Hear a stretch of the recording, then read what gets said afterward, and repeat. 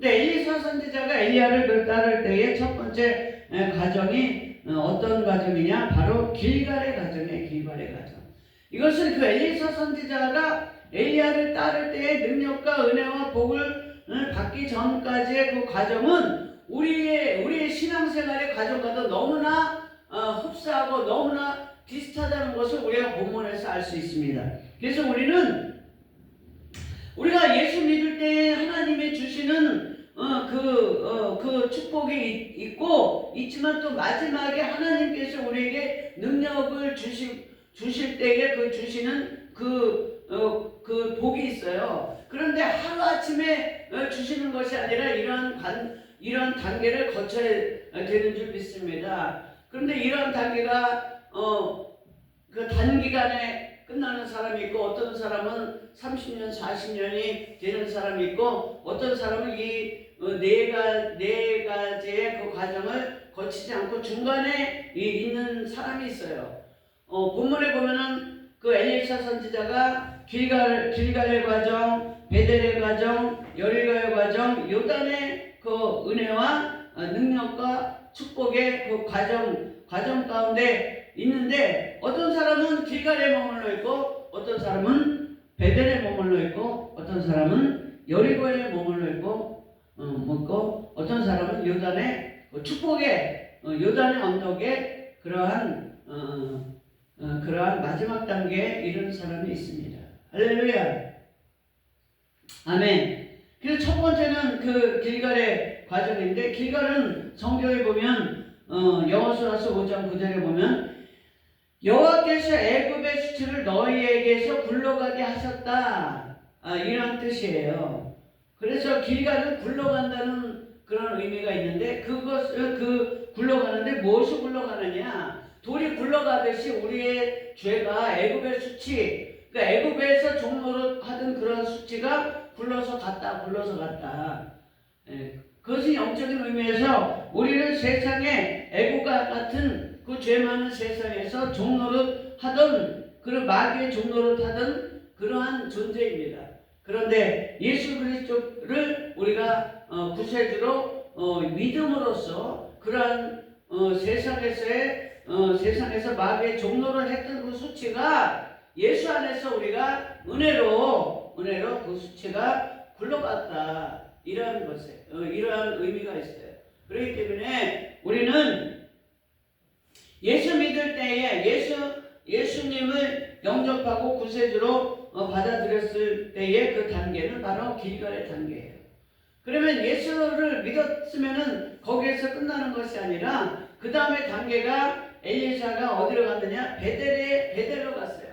베델은 어떤 의미가 있느냐? 베델은 성경에 보면은 창세기 12장 8절에 처음 나오는데, 아브라함이 하나님의 명을 받고 갈 바를 알지 못하고 가면서 처음으로 제단을 쌓은 곳이 바로 베델이에요. 그러니까 우리가 예수를 믿고 믿은 다음에 그 다음에 거쳐야 될 신앙의 과정이 어떤 단계냐? 베델의 단계다. 그 베델은 어떤 곳이냐? 바로 아브라함이 제사를 지낸 것처럼 우리가 예배의 과정이 예배. 우리는 예배에 대한 그 영적인 의미를 잘 깨닫고 우리는 예배자가 돼야 된다. 예배자가 돼야 된다. 그럼 예배는 누구에게만 드리냐? 예배는 바로 살아계신 하나님께만 드리는 거예요. 예. 우상이나 신상을 세워서 그 절하고 이거는 예배가 진정한 예배가 아니라, 그것은 세상에서 불공을 드린다든지 제사를 지낸다든지 이런 것이 진정한 예배는 바로 살아계신 하나님께만 드린다는 거예요. 그래서 예배의 행위는 바로 내가 하나님의 자녀라는 것을 세상에 영적으로 나는 하나님의 자녀다 이렇게 외치지 않아도 내가 교회에 와서 주일날 예배 드린다는 것 자체는 나는 하나님의 자녀다. 예. 살아계신 하나님은 바로 야훼 하나님 한 분뿐이라는 것을 우리가 공포하는 것이다, 이거예요. 그렇기 때문에 이스라엘 백성이 광야에서 제일 먼저 광야로 나온 이유가 뭐냐? 애굽에서는 예배를 드릴 수 없으니까, 제사를 하나님 앞에 드릴 수 없으니까 그 애굽의 땅에서 나와서 광야에서 그 예배를 드리려고 나왔는데, 그 예배는 어디서 드렸느냐? 그때의 교회는 바로 광야교회라는 거예요. 광야교회. 그 광야를 중심으로 그들이 광야를 38년 동안 옮겨 다녔어요. 그러니까 우리가 신앙생활 하는 것도 어디를 중심으로 신앙생활을 해야 되느냐? 우리가 사회에서 나가서 생활을 한다 할지라도 우리는 우리의 생활의 중심은 바로 예배가 중심이 돼야 된다. 교회가 중심이 돼야 된다. 할렐루야. 교회는 이 건물이 교회가 아니에요. 교회는 하나님께 예배드리는 예배 공동체가 교회예요. 그러니까 우리는 이런 교회 건물에 와서 같은 성도끼리 세상에서 부른 그 성도들과 함께 예배를 찬양하고 기도하고 말씀을 듣고 또 하나님 앞에 예물 드리고 봉사하고 헌신하는 그 예배의 모든 순서 과정을 그 행위로 하는 것도 예배지만, 우리가 세상 가운데서 살면서 하나님을 중심에 내 중심에 모신 그 영적 내 심령의 성전에 모시고 사는 것 자체가 영적인 예배다. 그러니까 우리가 이스라엘 백성들이 광야 가운데에 성막이 옮길 때마다 구름 가운데서 여호와의 불이 떠오르면 그 성막이 움직이고, 성막이 움직이면 그 이스라엘 백성이 따라가고, 또 하나님의 불이 멈추면 그 자리에 멈춘 것처럼 불기둥과 구름기둥으로 이스라엘을 인도하시고 보호하시고 또 함께 하신 것처럼, 우리가 예배 생활이 우리가 예배 생활에 훈련이 잘 돼야 된다는 거예요. 그러면 그 예배 생활을 잘 드릴 때 하나님께서 저와 여러분을 함께 하시고 인도하시고 보호하시고 하신다는 겁니다. 할렐루야. 그러면 그 예배의 과정을 우리가 예수를 믿고 예배가 이렇게 중요한 거구나, 이렇게 알고 난 다음에, 그것을 학습하고 난 다음에 그 예배 생활이 나의 삶이 된 다음에는 하나님께서 그 과정의 그 다음 단계가 어떤 단계냐? 여리고 단계. 여리고는 어떤 것이냐? 바로 이스라엘 백성이 가나안에 들어가서 여리고를 정복한 것처럼 우리 하나님의 백성도 세상에 나아가서 세상을 정복하고 다스리고 이끄는 그 신앙이 바로 여리고 신앙이다. 여리고 단계다. 창세기 1장 28절에 너희는 땅에 충만하고 번성하고 땅을 이끌고 다스리고 정복하라는 그 5가지 지상 명령을 행하는 것이 바로 여리고 신앙이다. 할렐루야. 그러면 세상을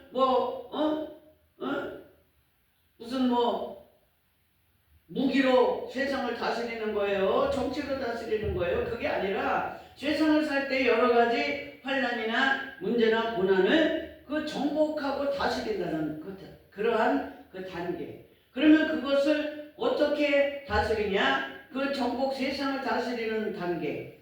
문제가 온다 할지라도 그 문제와 고난과 여러 가지 고난을 다스리는 그 첫 번째 단계는 뭐냐? 바로 하나님께 의지한다는 거야. 하나님께 의지한다. 그 광야를 통해서 그 예배를 통해서 하나님께 의지하는 것을 배웠잖아요. 그 하나님께 의지하는 것은 뭐냐? 문제가 생겼을 때에 내가 해결하려고 하지 아니하고 하나님한테 묻는 게 바로 하나님한테 의지하는 거예요. 할렐루야. 아멘. 그래서 이사야서 30장 2절을 보면 나의 입에 묻지 아니한 것은 죄에 죄를 더한 것과 같다, 이렇게 얘기하고 있어요. 사울왕이 어떻게 했습니까? 문제가 있을 때 하나님이 명령했는데도 불구하고 불순종하고 하나님이 이제 자기 자신 사울왕에게서 떠나가니까 아무리 기도해도 하나님의 말씀이 없는 거예요. 말씀이 없는 거. 여러분, 하나님의 말씀이 여러분 가운데 있기를 바랍니다. 하나님의 말씀은 생명이에요. 하나님의 말씀은 능력이에요.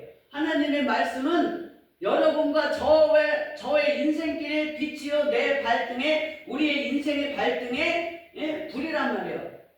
하나님의 말씀이 우리를 인도하신단 말이에요.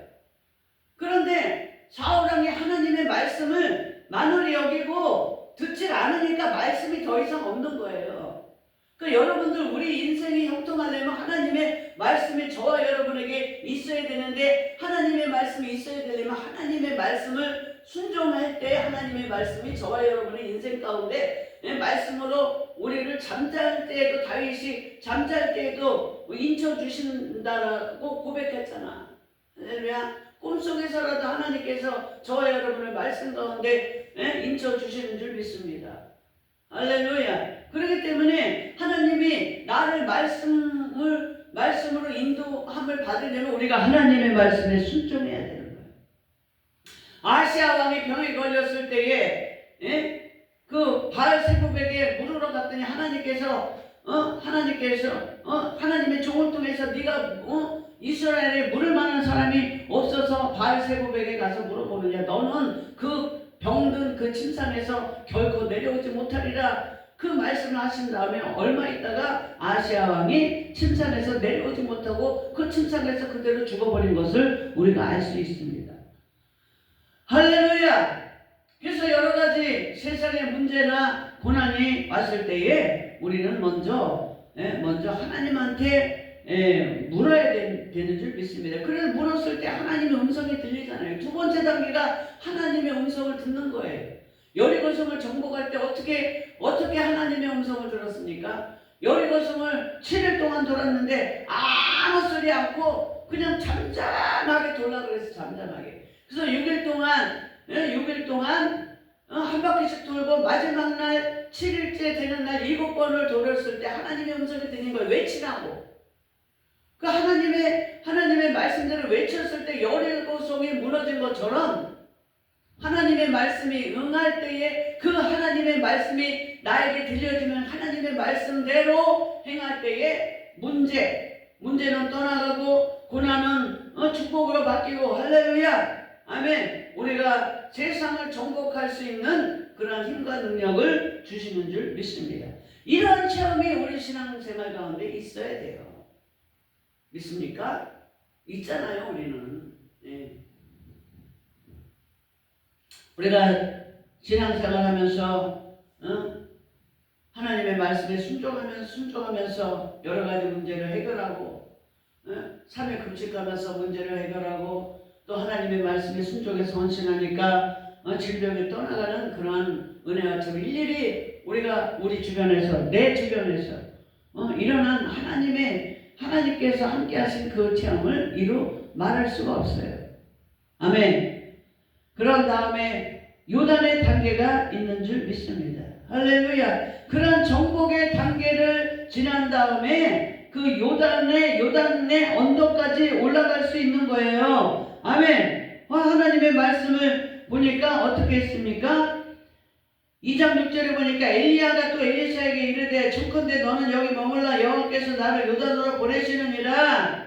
저가 가로되, 엘리사가 가로되, 여호와의 사신과 당신의 혼의 삶을 가리켜 맹세하는 내가 당신을 떠나지 아니하겠나이다. 그렇게 끝까지 엘리사가 포기하지 않고, 그리고 생도들이 조롱해도 굴하지 않고 끝까지 그 순종하면서 따르는 자세를 그 엘리야 선지자에게 보이니까 그제서야 엘리야 선지자가 엘리사 앞에서 어떻게 했어요? 그 요단가에